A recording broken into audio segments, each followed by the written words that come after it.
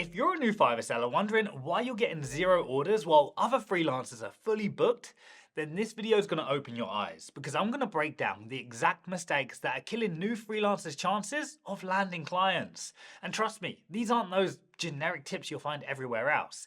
These are what actually matter. And in case you are a new Fiverr seller who's feeling a little bit lost right now, then down below in the description, you'll find my full 24 video, 6 module Fiverr course that will take you through the whole process step by step, showing you exactly how you should be launching your Fiverr gigs the correct way. But first, let's talk about what's really going on and how to fix it. The first thing I see killing new sellers is vague positioning, and I get it. When you're new, it's tempting to look at thousands of other freelancers on Fiverr and copy what they're doing because you assume if it's working for them, then it should work for you, right? But here's the truth. If your gig could be mistaken for 1,000 other sellers doing the exact same thing, you've already lost.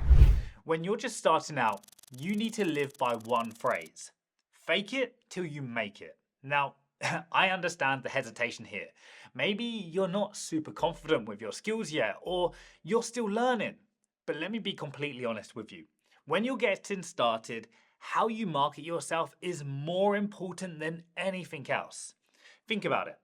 There are people online making insane amounts of money, claiming they're experts in things that they barely understand.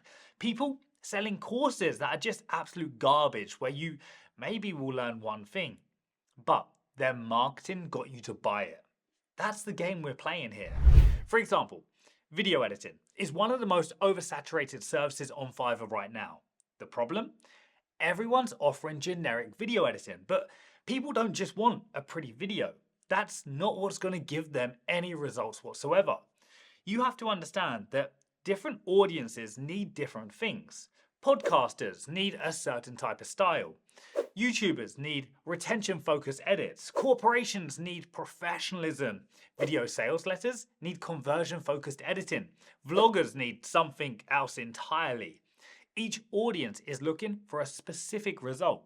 So instead of selling video editing, you need to sell the outcome. If you're targeting YouTubers, you're selling longer watch time through retention-focused editing. If you're targeting video sales letters, you're selling conversions through strategic editing choices. See the difference? And here's the key. Don't try to cram all of these audiences into one gig. That's why Fiverr lets you create multiple gigs. Each gig should speak directly to one specific audience. One for YouTubers, one for corporations, one for podcasters. Each one positioned specifically for that market. Now, positioning only works if you can back it up. And this is where most new sellers completely just drop the ball. You can't just make weak promises and expect people to trust you. You need proof. Of course, you can't always guarantee specific outcomes either, but you can show people that there's a possibility that you've done this before and you've gotten results for other people. This is what's going to increase your click-through rate, your conversions, and also build that trust. Now here's a weird comparison, but stay with me. Think about when you're booking accommodation on Airbnb. It's basically the same concept as Fiverr. You've got a massive search database full of similar options in the area that you want to stay. Apart from the price, what makes you choose one over another? The reviews. The proof that other people had a good experience. Now you can do the exact same thing on Fiverr, even without any buyers yet. And here's what you do. Start working with people outside the platform for free. Friends, family, or reach out to people on Instagram and offer free work in exchange for testimonials and case studies. Then take those testimonials and use them in your Fiverr gigs and galleries. If you can show screenshots proving your projects benefited the client, whether it's higher ROI, better retention, more sales, whatever the metric is, showcase that proof. That's what builds credibility and trust. It's all just marketing. But here's where things get interesting. Even if your positioning is strong and you've got good social proof, you can still sabotage yourself by creating confusion. And I see this happen in 2 major ways. First, too many similar gigs. Some freelancers think creating more gigs will bring more visibility, so they create 3 or 4 gigs that are virtually identical. Don't do this. It's like putting a kid in a candy store with endless options. They freeze up and they can't decide. Every gig needs to be distinctively different and focused on a different audience. Now, I have a gig for YouTube videos, one for UGC, one for green screen, one for podcasting style. Even though they're all video content in similar price ranges, each one will target a different audience with different packages and extras. Now, if I made them all the same, clients wouldn't know which one to choose. They'd get confused and they'd go find someone else who makes the decision clearer. Second, and this drives me absolute nuts, confusing deliverables. I hate when I see sellers write in their gig description that clients should contact them first before placing an order. What's the point of that? Imagine if Amazon did that. How many sales would they lose every day? No client should have to message you before buying. And the only way they'll feel confident placing an order without contacting you is if you can explain everything clearly in your gig. And you absolutely can do this.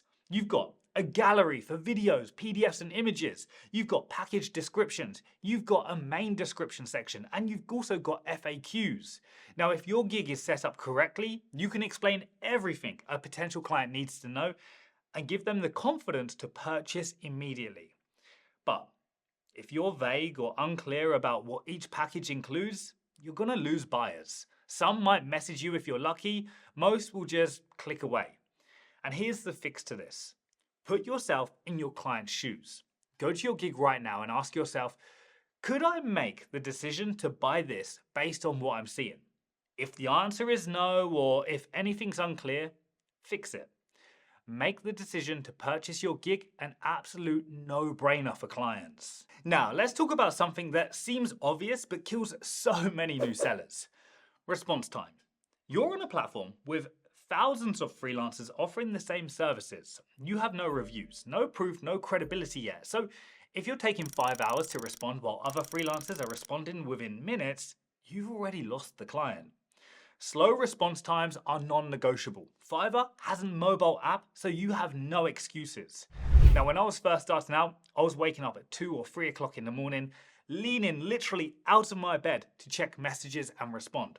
I was closing deals at 2 or 3 a.m. because that's when the American market came online. Now, could I have waited until a reasonable hour? Sure, I could have. But two things would have happened. Either the client wouldn't be online anymore and I'd be playing a waiting game for them to respond, or another freelancer would have already responded and closed the deal before me. Because if you think buyers are only messaging you, then I'm sorry, but you're delusional. They have thousands of freelancers at their fingertips. And when it comes to response time, it's first come, first served most of the time. But speed alone isn't going to be enough. You also need to act like a professional. And this comes down to the questions you ask and how you present your pricing. Now, when you're speaking to a client, remember, you're the expert. They come to you because they need your expertise. Think about going to a lawyer. You wouldn't expect to provide all the answers yourself, right? You're paying the lawyer for their knowledge. Same thing here. You need to ask smart discovery questions that uncover what the client actually needs. What's their goal? Who are they targeting? What's their offer? What examples do they like? What metrics are they measuring success by? If you're not asking these questions, the client will doubt whether you can actually deliver, and your chances of closing the deal are going to drop significantly. Then, when it comes time to present your pricing, this is where I see so many new sellers completely undermine themselves. If you're ending your message with, "How does that sound?" or "Would $150 work for you?" you're immediately signaling that you have no confidence in your price. Now, here's my structure instead. First, I list exactly what we're going to do for them in the project. Second, I state the price and break it down if there are multiple components so that they know exactly what they're going to be paying for. Third, I close with the delivery time frame, and I always give them a range like 5 to 7 days or 4 to 6 days because it just sounds better and it implies that they might actually get the project sooner. That's it. I send a message and wait. If I see they're online and haven't responded after 15 or 20 minutes, I'll send a simple follow-up like, "Let me know if you're good to go ahead and I can send you over the offer." I never question the price or ask if it's okay because All that's doing is creating an invitation for the buyer to then negotiate with you. And finally, you need a follow-up system. Now, this is non-negotiable when you're working on Fiverr because you'll be talking to multiple buyers constantly. Some want to start immediately, and that's great. Others want to think about it and come back next week. For those who do need time, you need to follow up. If you don't, you'll be forgotten about. Now, I use a CRM system specifically for this, and it genuinely impacts how many orders I close because the problem with Fiverr's inbox is that messages get buried fast. Now, look, like I said at the beginning, these aren't just generic tips. These are the real reasons new sellers are struggling. And I can be confident saying that because I see it every day. I audit your gigs on a weekly basis. I see it in the community as well. It's happening. And these are such simple mistakes that can easily be fixed. And again, if you are just getting started on Fiverr and you are feeling lost, then check out my Ultimate Fiverr course. It's in the description. It quite literally tells you everything you need to know in order to start and launch a successful Fiverr gig. Otherwise, this video on screen right now is one that YouTube thinks that you should go watch next.